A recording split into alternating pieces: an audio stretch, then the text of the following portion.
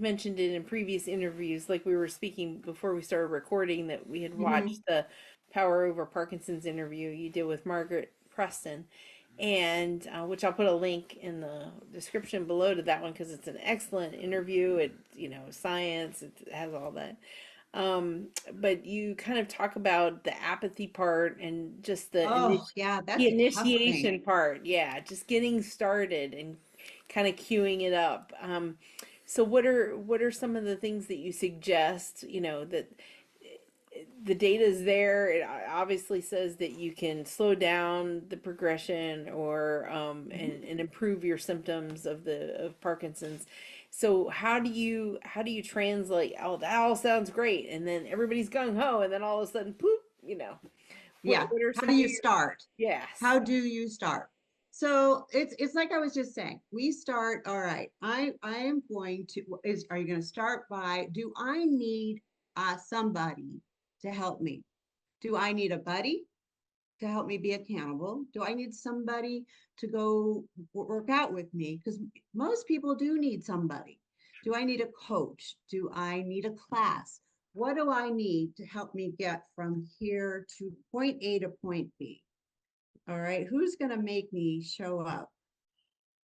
And I think that's why going to a program is great, because you get a community of people. Like you do the Rock Steady Boxing, you have people that call you when you miss, and they go, hey, where were you? We missed you, and you build that kind of friendship of and Camaraderie. camaraderie. Yes, and that's really important when you're exercising.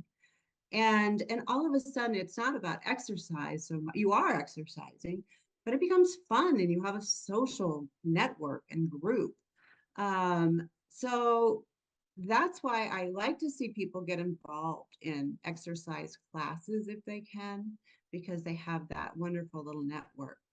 But not everybody has that available to them.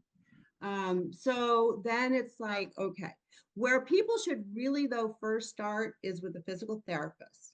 If they have not been exercising, they need to go see a physical therapist, and they need to make sure that they are okay to exercise. If they are not, and they need to do some preliminary work with a physical therapist, that's where they should start. A physical therapist is going to get them ready.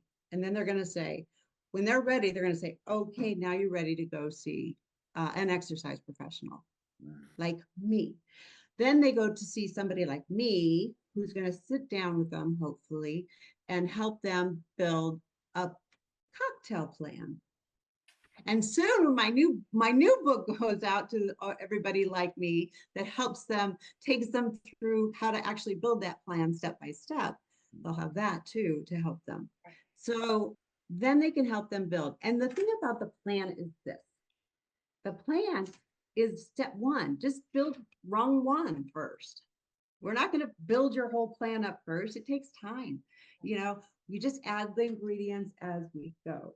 We have to start small, take baby steps. So the first one is, we want to work on what is the most important thing: the aerobic. The aerobic. I say in the olives matter going up the cup. Those olives are important because we want to do the thing that's going to help change the brain and help with the symptoms and slow progression. And that is aerobic. So that's the one we got to do first.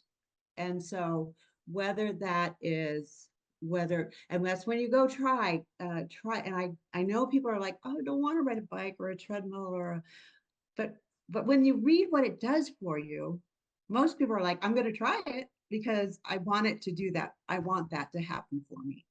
And most people, I've had people come to a cycling class for the first week or two, and they already feel their symptoms change. Hmm. Now, when that happens, people are like, I'm coming back.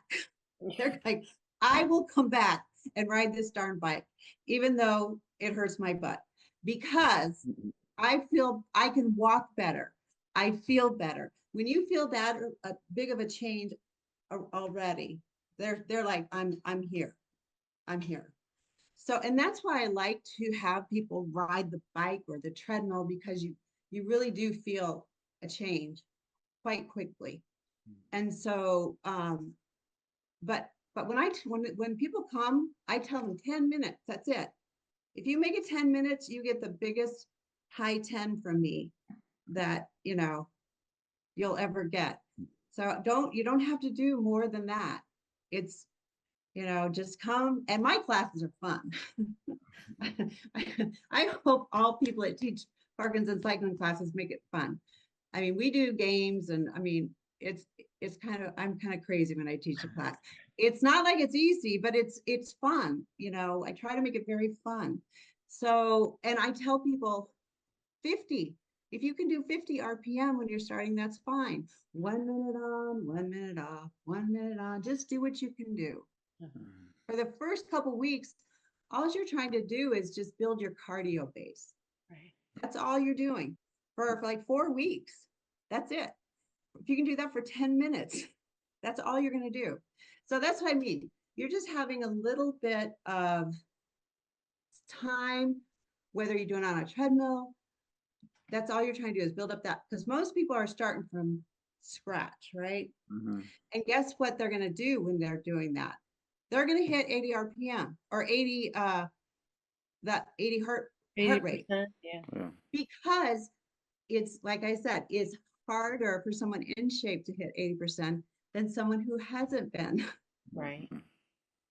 They're going to be going, oh my gosh, I'm already breathless. I'm not doing anything, but I'm breathless. And we're going to go, yay, you hit 80% of maximum heart rate already. They're going to go, I am? And you're going to go, yeah. And they're going to go, oh, yay. Which is why they feel symptom relief right away, because they hit it faster. Right. It's like magic. It's like magic. It's like, they're like, wow, but I really didn't do much. I'm like, well, you did.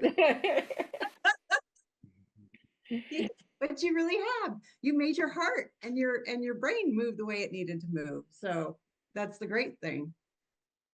So it's kind of cyclical. If I'm always like, if I can just get them to come in and try it, and then they feel it, then I'm here.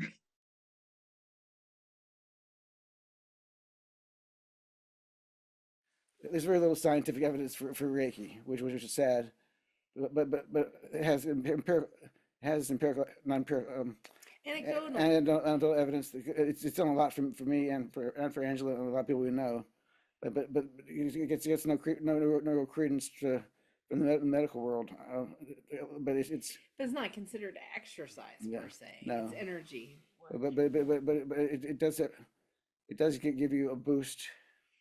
That I'm just curious. Have you had any work with the modality of Reiki? I haven't, but it falls in that level 4 of the cocktail, and that is that we do whatever for stretching and movement of the body to help with rigidity and with bradykinesia. So, and that is perfectly what we want to do, is what you love and what you will do to help that movement of body, that stiffness, getting through that stiffness of the body. And all of those things are wonderful for that.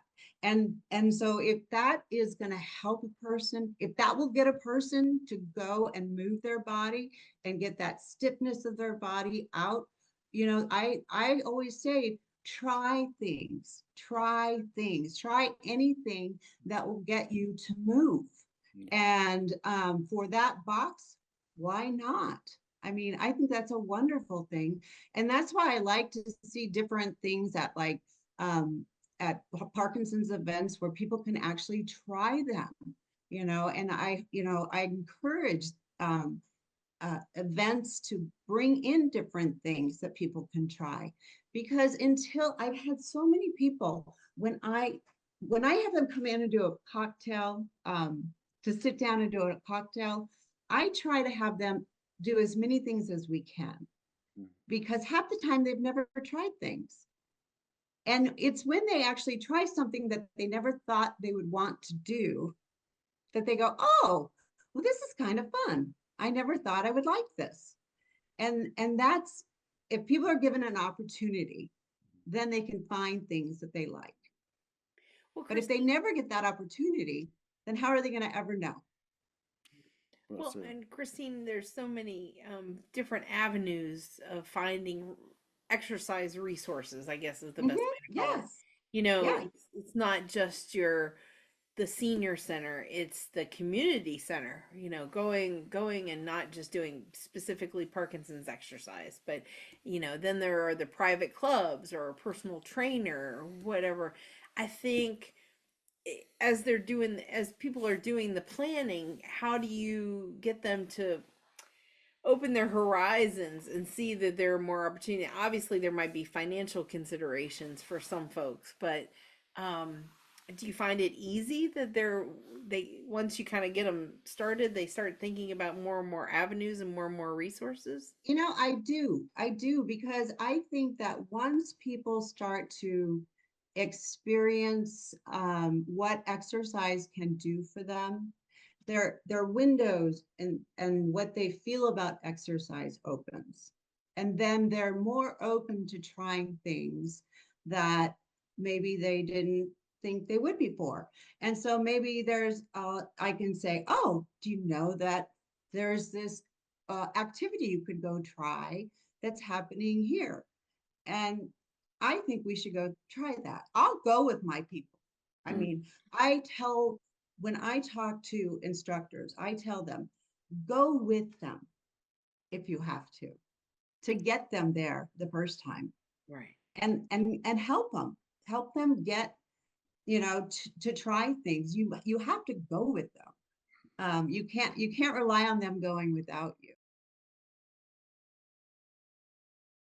No. One of the things I found fascinating is, and I really, in all the years that I've been in the Parkinson's community and heard about exercise, is that you really do talk about the research around strength training, which for many years in Parkinson's, they did not emphasize any kind of strength training. So could you talk a little bit about that? And Yes, I will definitely talk about that. I'm always talking about strength training to every person I work with does strength training, every single one of them. And it's really important because actually at the age of 40, everybody starts to lose muscle strength and muscle mass. And it gets to a point of critical by, there's a certain percentage that we start to lose, but at a certain point it goes, and it's really important for people with Parkinson's because I call it the double whammy. You've got Parkinson's here on one side, then you've got the muscle mass loss and muscle strength loss happening on the other side. And what's happening is that because of these two things happening, they both affect your ability to, it affects your ability to do your active daily life, just things. And what ends up happening is it affects your gait, it affects your ability to walk, move, and everybody falls, twice the amount of falls. And the worst part about this for people with Parkinson's is that you're not only just falling, but the amount of people that fall and have hip fractures with Parkinson's is twice the number. And the amount of people that then have hip fractures, they did a study in Korea, I think it was like 20,000 people.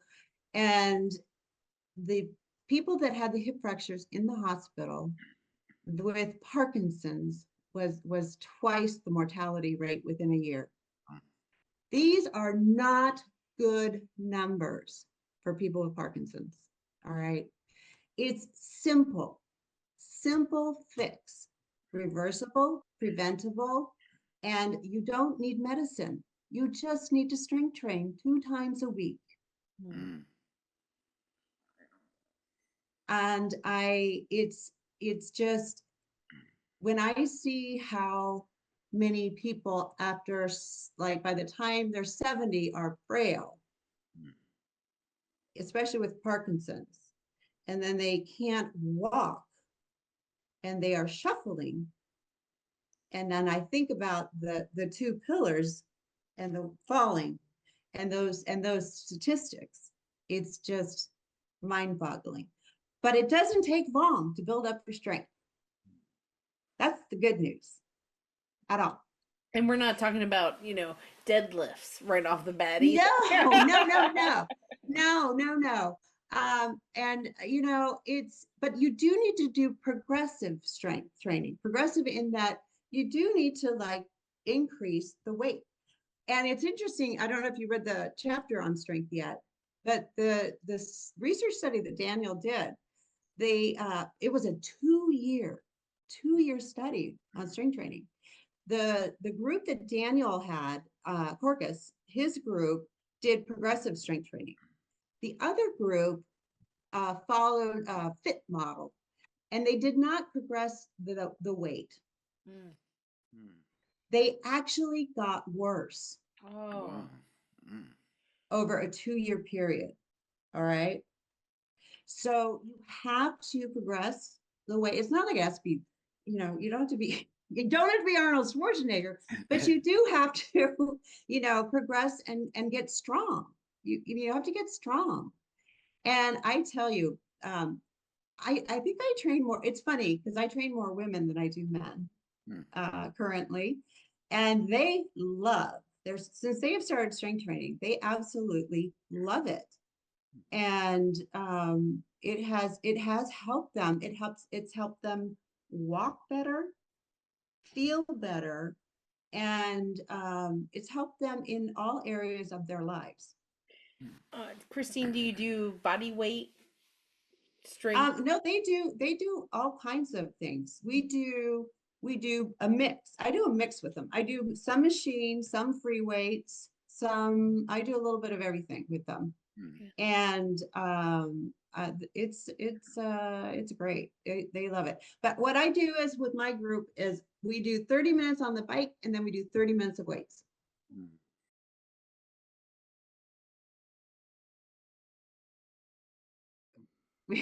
Well, that brings up one of the questions that was on my list, which was the care partner, spouse, family member, grandchildren, whatever, getting them involved in this. I love it when they get involved. So I've had a range of family members and their involvement and non-involvement. The people who do the best have family members that are involved. Right now, I have a woman who just came and started with me. And her husband is like, he exercises with her. He comes and she does personal training with me, and she also comes to classes. And he comes and does a treadmill workout with her. He comes and does the weight training. He's off doing his weight training in the gym while I'm training her. And he comes to all her classes. Now, what's wonderful about this couple, and as long as it's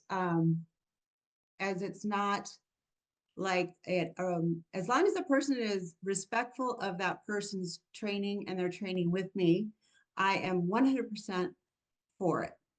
If a person comes in and tries to manage that person and train them for me, then I have to go time out. Okay. So there have to be some boundaries there.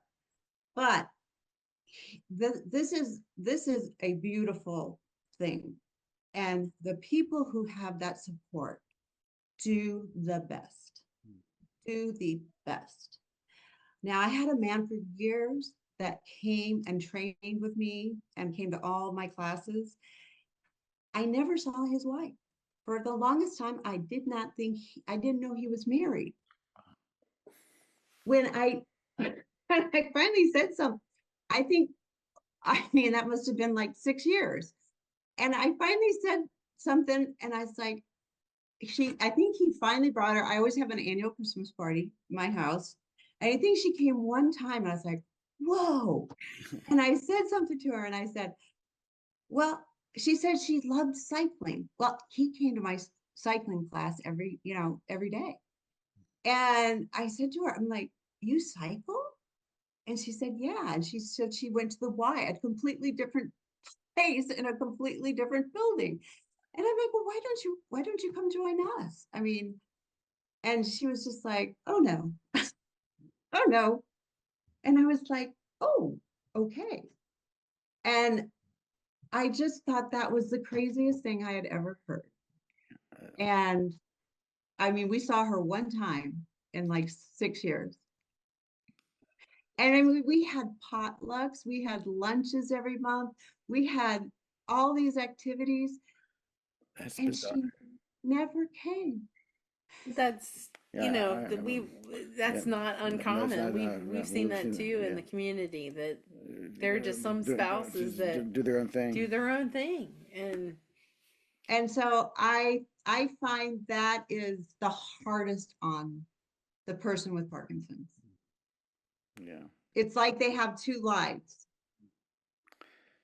Total separation, but it's yeah, I it's hard for us to understand that because we do everything. Yeah, we do everything together. The only time is that I belong to a women's gym. I belong. I've done it many. I can't get in. Karl can't get in. But there is a benefit for me, that it's 1 hour that I'm away from the phone, away from Yeah. caregiving, and that it's just a break. It's Yes. just me and the body. Which care partners do need. Right, exactly. They do. But they do need that. we do have a personal trainer that happens to be Karl's Rocksteady boxing coach, and when we do it via Zoom, we're doing it together. During the pandemic, we were exercising together, so we've continued that, and we want to. Pickleball is one of the things that we're looking at now, and we want to do it together, obviously.